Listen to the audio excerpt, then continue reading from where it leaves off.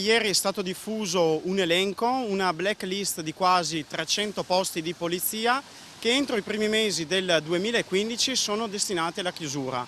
Noi come UGL Polizia di Stato non ne capiamo il senso, perché di fronte a questo non troviamo veramente il perché.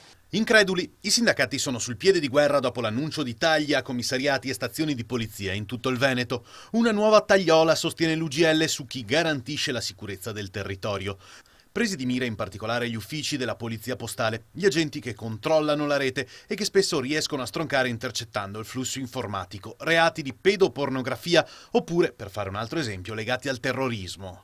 Basti pensare che a livello nazionale hanno deciso di chiudere ben 73 posti di polizia postale, che è fondamentale per combattere tutti quei reati che si sviluppano in internet. Per ogni provincia verrà chiuso l'ufficio di polizia postale, quindi ogni città del Veneto non avrà più un ufficio proprio delle specialità di polizia postale, ad eccezione di Venezia. Si prevede un ridimensionamento del posto di polizia in stazione Santa Lucia a Venezia e la chiusura della polstrada di Porto Gruaro, snodo autoviario fondamentale per chi dal veneziano e dal padovano vuole raggiungere il Friuli Venezia Giulia.